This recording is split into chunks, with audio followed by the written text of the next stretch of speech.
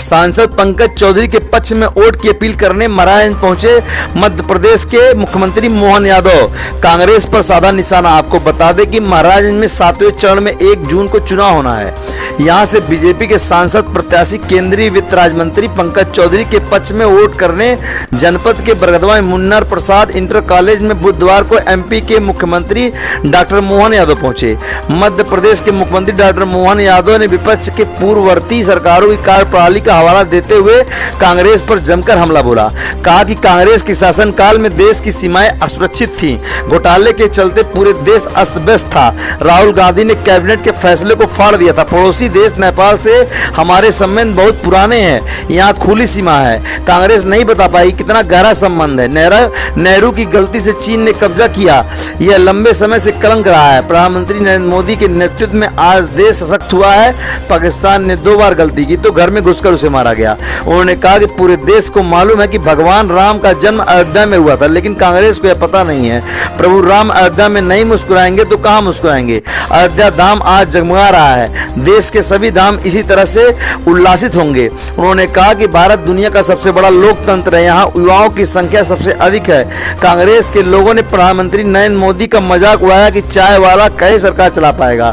जो काम अंग्रेज नहीं कर पाए उसे कांग्रेस कर रही है। जनसभा को केंद्रीय वित्त राज्य मंत्री पंकज चौधरी तनवा के विधायक ऋतु त्रिपाठी ने भी संबोधित किया। बात की माफी मांगी जाएगी कि नेपाल से हमारे संबंध खराब क्यों थे।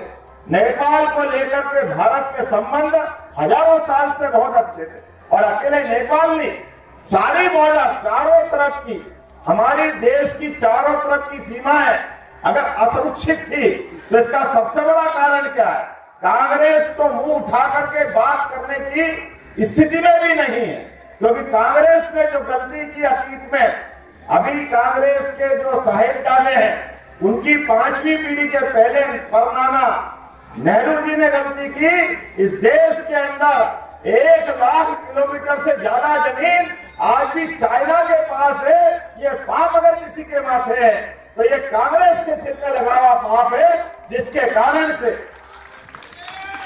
लंबे समय तक ये कलंक हमारे माथे पे रहा। नेपाल का है। नेपाल की जमीन डोकलाम नामक स्थान पर चाइना अतिक्रमण करने आया और दुनिया ने तमाशा देखा। इस देश के प्रधानमंत्री ने अपने पड़ोसी धर्म का भी निर्वहन करते हुए डोकलाम में भी झंडा गाड़ा, भारत माता की जय जयकार करते हुए।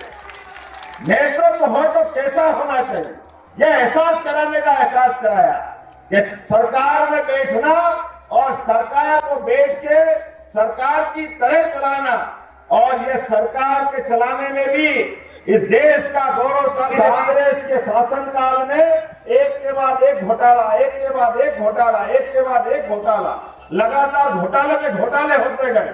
पूरा देश अस्त व्यस्त था। पूरे देश की हालत खराब थी। और खासकर मैं विशेष तौर पे धन्यवाद देता हूं अपने यादव समाज के लोगों का भी, जिन्होंने कल ही एक बड़ा फैसला लेते हुए, जो बहुत से लोग इन दलों में थे, आज आपकी रैली में आपका मार्गदर्शन लेने के लिए और माननीय पंकज चौधरी को समर्थन देने के लिए बड़ी संख्या में जनपद के कोने कोने से आए हुए हैं।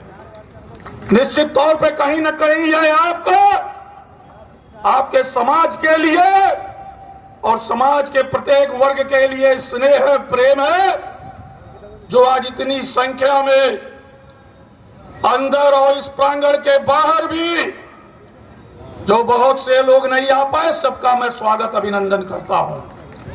साथियों, समय कम है। मैं माननीय मुख्यमंत्री जी का अपने सभी सम्मानित माननीय विधायक गणों की तरफ से, ब्लॉक प्रमुख गणों की तरफ से, चेयरमैन, भारतीय जनता पार्टी के कार्यकर्ता साथी, देश के ही सेवा के लिए देश के विभिन्न कोने में मुझे जाना पड़ता है, तो उसके लिए मुझे थोड़ा आने जाने में थोड़ा कमी हुई है। फिर भी एक दिन का भी अवसर मिलता था तो भाग करके मैं अपने जनता के बीच में, अपने कार्यकर्ताओं के बीच में आने का प्रयास करता था। उसके लिए अगर कोई कमी रह गई हो तो मैं आप सबसे क्षमा चाहता हूं, लेकिन जहां तक सांसद का दायित्व था, उस दायित्व को भी निभाने का हमने प्रयास किया है। देख रहे हैं DVS न्यूज।